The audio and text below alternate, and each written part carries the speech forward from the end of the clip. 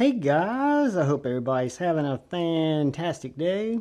Whether you're watching this in the morning, in the afternoon, or in the evening, I'm glad you're here. First off, real quickly, I want to say thank you to the channel members. Thank you, thank you, thank you. And thank you to anyone who's just come in to check out my knife, my EDC content. I really appreciate it. I'm glad you're here, and I hope you enjoy it.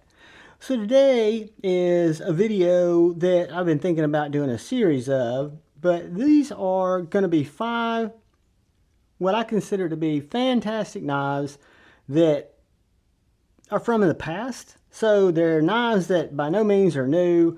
They don't have the latest buzz behind them, right? They're just knives that I picked up when they were new, or when they had buzz around them, and they've proven to be great knives, and they've stayed in the collection, and I think they need to be kind of shown. So that's what I was going to do today. And I'm going to start, since I can't count to 5, we'll start with number 6 here, that I became aware of this knife from Slicey Dicey's channel. Not Slicey Dicey. That was, I have to give a full apology. If I was an editor, I would cut this out or I'd restart the video. I did not mean Slicey Dicey. And I apologize to Nick Shabazz, who is not Slicey or Dicey or a scammer, and he is the one who did a video on this knife that made me become aware of it, right? And this is the Cold Steel American Lawman. You've heard him say it 100 times, American Lawman. But anyways, the Cold Steel American Lawman, I had the Cold Steel Code 4. I already had the Cold Steel 8010. I had the 8015. But I hadn't had a smaller, what I would consider more of an EDC type cold steel. And that's where the American Lawman kind of caught my attention. And I found it on Amazon during some sale, right around $100, because it's a little bit more expensive knife. Not a lot by any means. It's a great value. It's S35VN, made in Taiwan, uses the triad lock, is thumb stud deployment, is very slicey for a cold steel knife. Again, it's a tall, flat ground blade, has a really nice ergonomic grip. In my opinion, that's where it really shines. It's G10 handles, what most people would consider a back lock, but it's a triad lock. Not a triad lock, what am I saying? Yeah.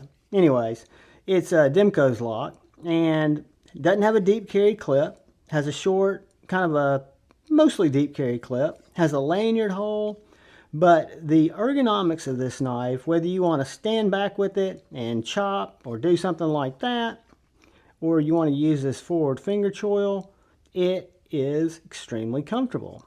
Been a great knife, has never developed any walk. The lock is stable because it's a older style lock, right?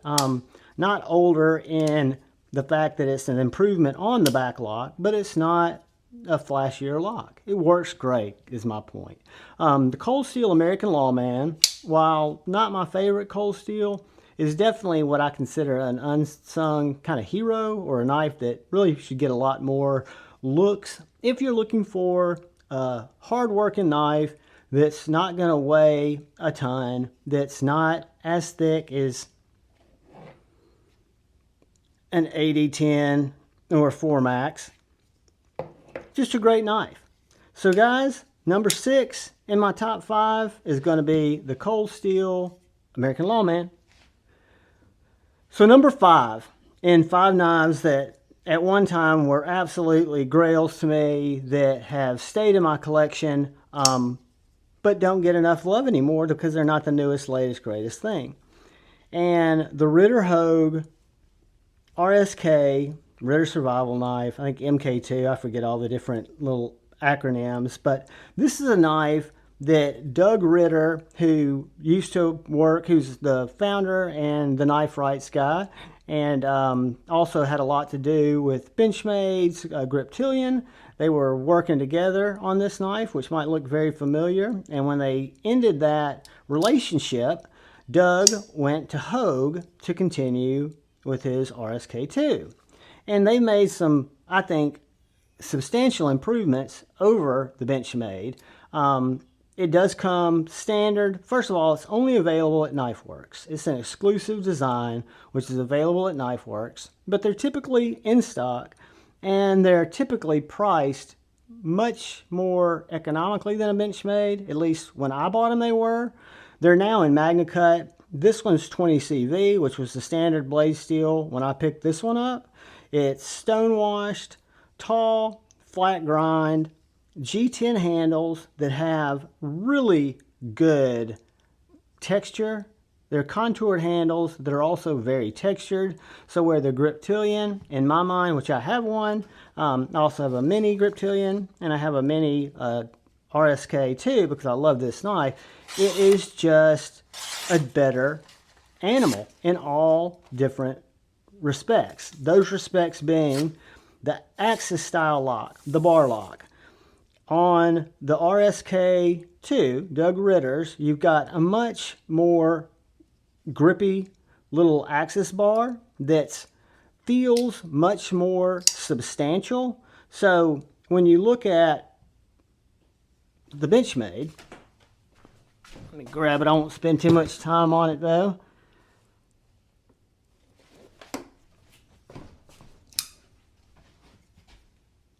So when you look at your Benchmade, you can notice that the axis area is a good bit smaller in terms of the dimensions, the width, right?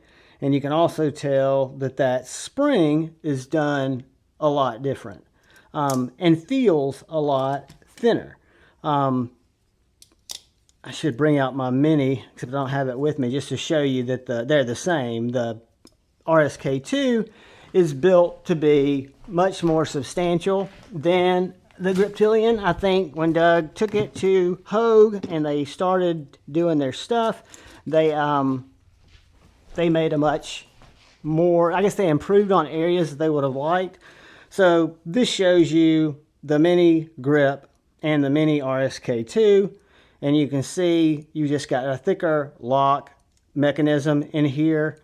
You've got much more grippy thumb studs, much more, in my opinion, textured handle. And then this is an upgrade, but the standard through Benchmade is 20 CV, or was 20, or excuse me, was S30V, and 20 CV is the standard on the Ritter Hogue RSK2. The full size is the one I had out for this video because, again, an EDC knife, a full size knife, fantastically done, improves over the Griptilian in a lot of ways. Deep carry clip, better texturing, better blade steel. Just in my opinion, a much better knife. So number 5 is the Ritter Hogue RSK2, which brings us to a knife that I've had so many different variations of, and this is a prototype, actually one from Neves Knives, but it is the Kizer October. The Kizer October is a Doc design collaboration, and I think it's just a splendid, splendid knife. The first one I had was the micarta, the bacon micarta, and then I had a titanium one. I won this one. Both of those were given away to Friday Night Flicks winners, but this has got a tall, flat ground blade. You've got a very ergonomical cutter. It's a sheep's foot blade that has it's just made for cutting. It's made for slicing. It's great for EDC use. It's great for detail cuts. This one is a frame lock. They're also available in liner locks. I will link to a frame lock titanium when I put it in the space below, but it's got a traditional flipper. So you've got your regular flipper tab if you don't like doing the reverse flick or the thumb flick. But then you've got this deployment slot and hole. This fuller runs down the length of the entire blade, so you can reach up and really get it anywhere you want to. But it's done very, very, very well. Great knife. S35VN is blade steel that I think Kizer uses on most of these guys. A really nice blade shape. To me, and I know the sheepdog's real popular. I've had several sheepdogs, but I think this Kizer October is one of the best EDC slicers, cutters, this style sheep's foot knife that's out there from Kizer. So I really like it. I think it's kind of an unsung hero. Fantastic build, fantastic design. Should get more love. It's an oldie, but don't forget about it. Kizer Octobers are still out there, and they are bangers. Moving on, we come to a knife that brought a lot of grief to videos that I used to see. I heard people whine about this knife, about the heat treat on it, and I'm sure there were some that were really, really bad. This is the Ace Biblio. It's an Italian M390 blade. It's a Jesper Voxnez collaboration. It was a smaller Ace at the time, and it was my first GiantMouse knife. And this is the GiantMouse Ace Biblio. I'm pleased to say that the heat treat on mine has done extremely well. I sharpened this at about 17 degrees on my TS Prof, so I got through the, I guess you'd call the regular steel, and it hadn't been sharpened again. I've stropped it again. You know, I probably don't use it on an everyday basis. Of course I don't, but I do cut a lot with it. The edge has held up very well. GiantMouses probably aren't the best heat treated knives, and definitely when this Biblio came out, heat treats, they weren't really, you know, hitting them at their maximum or their greatest potential, if you will say. But this liner lock is a fantastic little knife. This one is the carbon fiber variation, has a wire clip, but that can be switched out to a lynch clip, Spyderco replacement, has a traditional flipper tab with very snappy detent, and then it has this pear-shaped deployment hole, which is kind of a GiantMouse thing, which I think is just absolutely fantastic. This detent's almost too strong to middle finger flick, but it flicks like a dream. You've got this forward-facing finger choil, just a very simple, kind of reminds me of the F5.5, even though this came before that. Kind of has that same size vibe for me, right? It's a small medium size knife that has, I think, wonderful materials. This one's built very well. I like the flipper tab. When I picked this knife up, I was not a reverse finger flicker yet, but this one is a great flipper and a great flicker. So this is the Ace Biblio, one you don't see a lot anymore.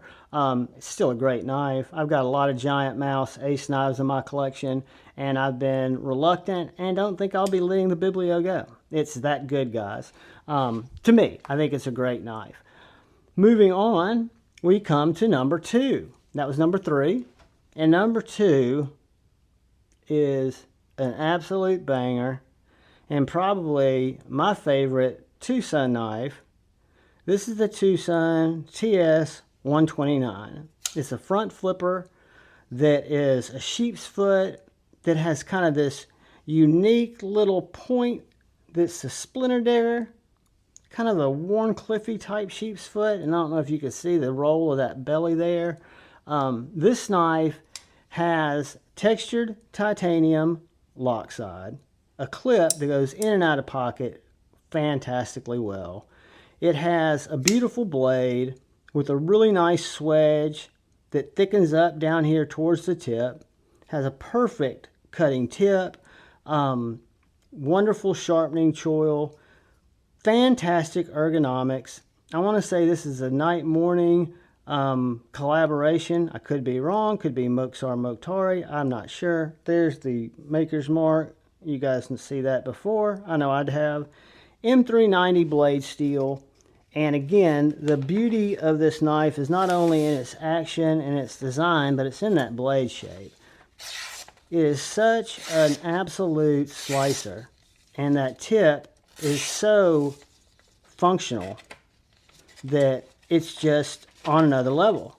It's, again, I've had in my collection a ton of TwoSuns, over 20 I'm sure, and I'm given all of them except this one and one other that Satu did a grind on for me away. I might have a couple other TwoSuns. I'd have to look. But this is by far my favorite. I learned about this from Jared Neves when he did a review on it. It's one that you don't see all the time, but it's always available. It's available, comes back into stock from time to time at White Mountain Knives, and also you can find it at Amazon. I will link it below. They have a micarta version with a lesser blade steel. I don't know about that one. The one I'm familiar with is the carbon fiber that is just a banger. M390 TS129 from TwoSun. It's a knife that I think is as good as any. It's just a great knife. Perfectly centered, cuts like a dream. I love the kind of almost looks like a bird eye. You've got a little wider hole in the back that comes down. Not as much like a pear, but it's almost got two steps, but it grabs your finger great. And coming in at number 2 on some of our forgotten favorites that are still fantastic knives, we've got the TwoSun TS129, which brings us to a grail that I loved and still love to this day. It just doesn't get the accolades and the camera time that it should. This is my Spyderco Smock. That is a standard Smock, CPM S30V, made in Taichung, Taiwan. A Smock design, Smock Spyderco collaboration. I do have a Lynch deep carry clip on it, and I have these ray light. I want to say they're ray light. I think those are the scales. I forget who did the scales. The scale and backspace are, I think, a ray light. They're very economical. So this is a flipper knife that used to have 2 detents. I got rid of the second detent, which would keep it from bouncing back, except it also makes it not drop as fast. So that's a common mod on Spyderco Smocks, was to remove the secondary detent. And it worked out good because my brother, Chicago 23, needed a detent because he'd lost his original, and I was able to send him out that stuff because I wasn't using it. So this is the Spyderco Smock. It has a wicked hollow ground, totally unique blade that is unlike anything that I'd ever seen when this knife became on my radar, when I saw it, when I decided it was something that I had to add to the collection. And it wasn't universally thought of as a wonderful knife. You know, it was one of those licorice knives. Some people loved it, some people hated it. You've got this, what we now know as a top liner lock, as Vosteed and others have used this very effectively, but this was the first time I'd ever seen it employed. Where in this case, in Spyderco's case, it's almost a reverse compression lock, right? So on your Spyderco, whoops, why am I misflicking that?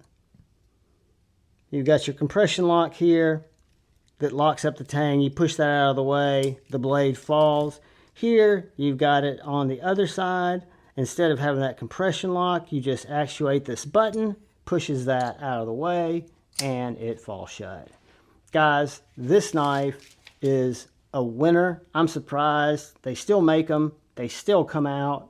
I'm surprised it doesn't get a lot of love, but I wanted to make a video, at least feature it in it. I may do a full review on this knife again, kind of a revisiting long-term review. But that is 5 knives in my collection that were absolute hype machines at the time that they were new. They kind of lost their luster as new stuff came out, but they didn't leave my collection because they were that good. And I wanted to feature them again. I wanted to share them with you guys. I think every one of these, the ones that are available, which I think are just about all of them, are fantastic buys. Fantastic knives. Again, this one's only available at Knife Works. I will leave links, guys, but that is just something I'm going to probably do more of, is bring back some knives that haven't gotten a lot of views or looks in a while, and they're still in the market. They're still great knives. I'd almost argue better than a lot of stuff that comes out that hadn't been tried or tested as extensively as some of these have. But guys, thank you. If you're still here and you're so inclined, please hit that subscribe button and that bell notification icon. It would really help me out. but please look out for the guy or gal to your left. Please look out for the guy or gal to your right. Look out for one another. Go forward with love in your heart and choose debate, not hate. I love y'all. Peace.